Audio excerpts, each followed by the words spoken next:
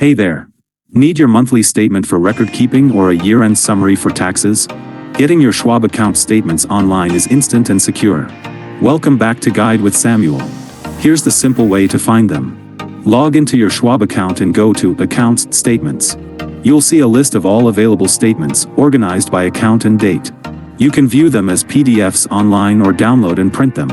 You can also access trade confirmations and tax documents, like 1099s, in separate tabs within the same Statements area.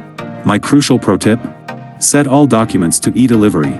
Go to your profile and account settings to enroll in paperless statements and confirms. Not only is it eco-friendly, but your documents are also stored securely online for up to 10 years, and you get them faster than by mail. That's how you maintain perfect digital records with zero clutter. Do you still keep paper financial statements, or have you gone fully digital? Share your approach below. If organization guides help you, subscribe to the channel. Thanks for watching. I'm Samuel, and I'll see you soon.